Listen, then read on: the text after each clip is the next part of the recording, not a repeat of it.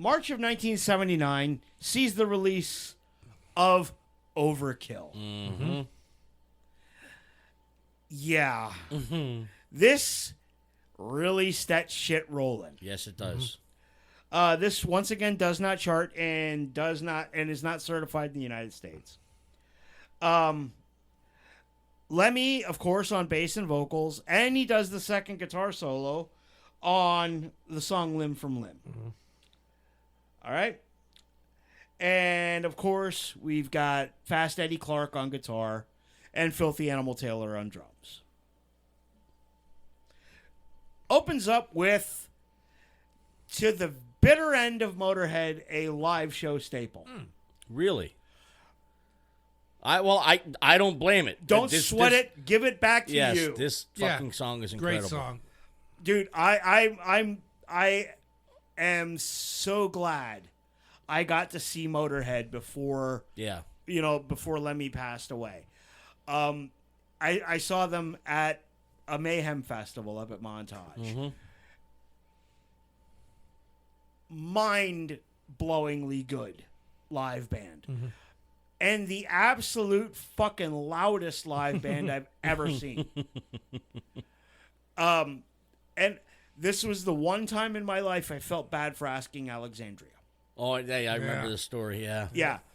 The main stage that year at fucking Mayhem was Slayer, Slipknot, and Motorhead.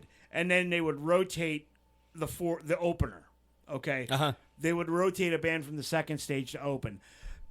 That day at Montage, it just so happened it was Asking Alexandria. Ain't a fucking single person that was there to see Asking Alexandria. I felt terrible for them. Well, almost, because Danny Worsnop's an asshole. Yeah. And he proved it. He's fucking berating the crowd because they were shitting all over his band. But there wasn't nobody there to see Asking Alexandria. We wanted Motorhead, and we wanted Slayer, and we wanted Slipknot. Yeah. Yeah, and we got it. Oh, did we ever get it? In fact, that Kerry King poster right there is from that show. Yeah. Oh. They should have just trolled the crowd and started doing, stuff like, by all three bands. Just they would have died. Oh my god. Spit it out. They would have gotten fucking murked. They would have got murked. It would have been bad. Anyway, Overkill. All right. Yeah. Great. Machine gun double bass drums from fucking from Filthy Animal. Yes. And Lemmy doing Lemmy stuff. And then, halfway through the song, they do the fucking intro all over again. Yeah. Fucking, oh, God. On the Garage Inc. album, on Metallica's Garage Inc. album. Yes. There's an entire side Yes. of Motorhead covers. Yes. Yep. That was culled from Lemmy's 50th birthday party. Correct. All the guys in Metallica dressed up. They called themselves the Four Lemmys, and they all dressed as Lemmy and came out and played fucking a bunch of Motorhead shit. This was one of them. Yep, and this was one of them. Yep. And they did a great fucking version of it.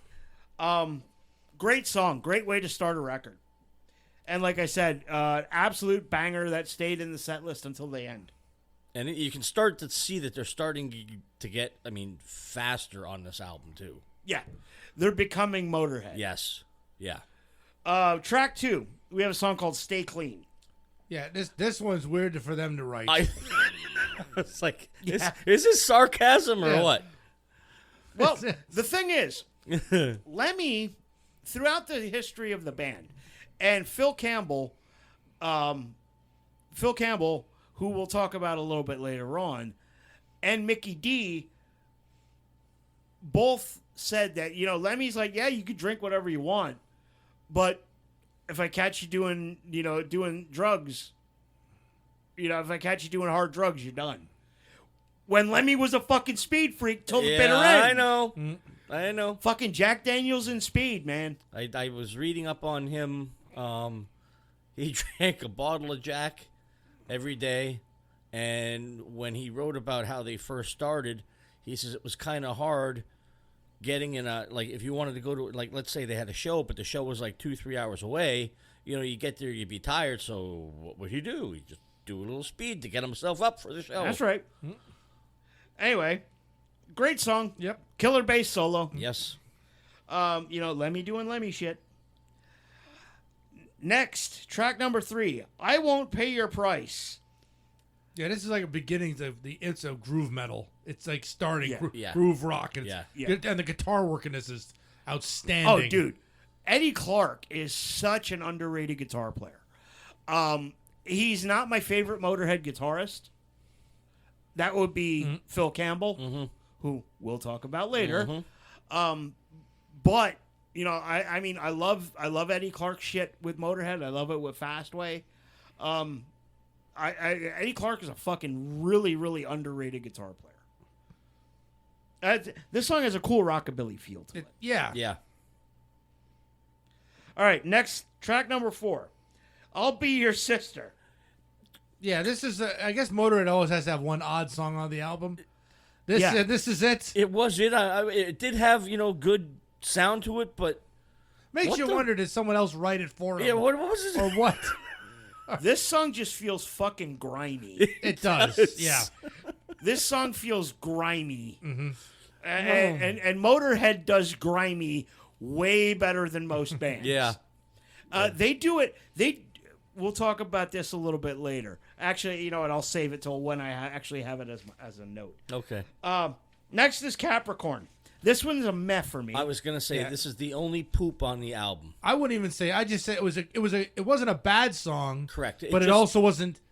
It was just a good song. It was right in the. It was. I don't say meh. I can't say meh to Motorhead.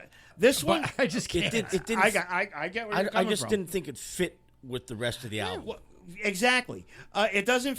I didn't think it fit with Motorhead. Yeah. I think that this was something that Lemmy actually wrote in the Hawkwind days. This might be a Hawkwind leftover. Maybe. Yeah. Yes. Kids, if you don't know, before Lemmy formed Motorhead, he was the bass player for a band called Hawkwind, and then he got busted.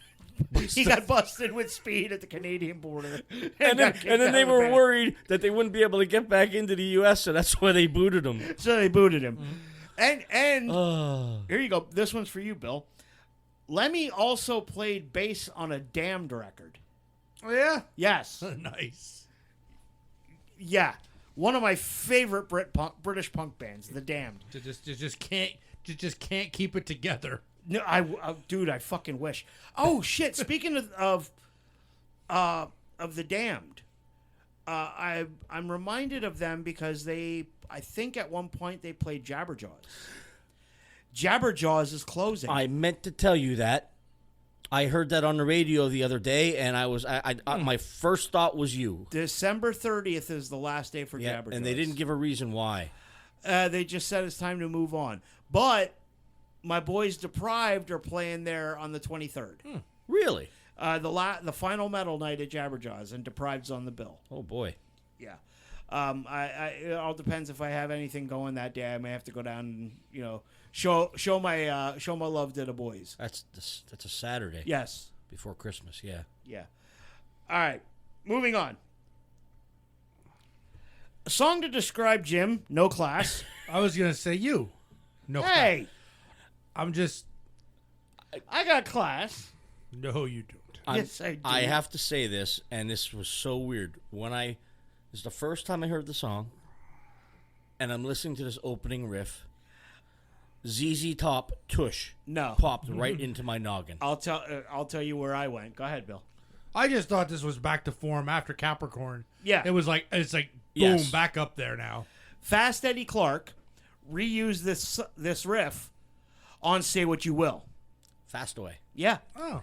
As I'm playing this song at the back counter today, Corey goes, "Is that Fast Away?" Nope. I swear to God, But he reused the riff on Say What You Will. Yeah, but I got that tush. I don't know. It's Yeah, just I can see where you're coming from. Yeah. But no, good song. Good song. Very good song. Next is another one that was a live show staple till the bitter end. Damage Case. Awesome. Goes Yes. Goes on any Motorhead mixtape. Yes. And this is another one Metallica covered. Yeah. Yep. But I don't think Metallica did it justice. That's just my opinion. Yeah. It's not pissing on Metallica. No. I It's really hard to do Motorhead justice. because it's fucking Motorhead. Yeah. You know, these guys, they've influenced everybody. And they're legends for a reason. Yeah, and you can hear like all the little nuggets of like all the genres we take for granted now on these early albums. Oh, yeah. You know, where you can say, "Oh, I can see see Pantera getting some stuff from here." Oh, yeah. Yeah, like everybody 100%. everybody picked in a little bit. I mean, they created whole genres in a career. And Lemmy will tell you, or Lemmy he said, like, they asked him what Motorhead brought to the table for rock and roll. He said nothing. We took everything, but we brought nothing. Yeah. You know, we took everything, and that's what you should do. Take from here, take from there, you know, and you put it out there, man. And we are Motorhead. We play rock and roll. Great fucking band. Great song. Next is a great song about banging. Tear You Down. Okay, I really admired all the guitar work on this one too. Yeah. I mean, it's Eddie Clark. It's just a great fucking guitar player. Yeah.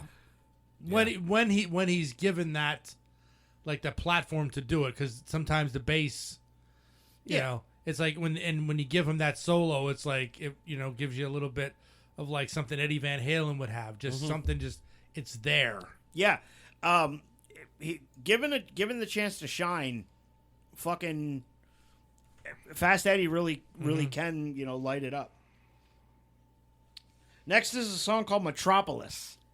This is just a greasy, grimy blues song. It just has a groove. It just sticks it. Yes. Yeah. If ZZ Top were to write a Motorhead song, this would be it.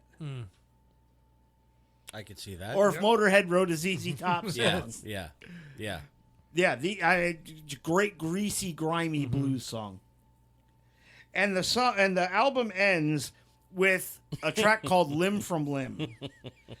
Yep. This one just grooves. I love the tone. The tone in this one was... I'm finding he got a thing for long-legged women. Yeah. I mean, it's constantly... Who doesn't? Oh, God. That just made me think of the fucking Family Guy episode where Peter Griffin is a girl with that's all legs. Oh, Jesus. Anyway, what do you give the album, Bill? It's an 8. It's better than the one before it, and this is like the sophomore album that outshined the first one. Definitely. Absolutely. What do you give it? 8. I give it an 8. 8's across the board.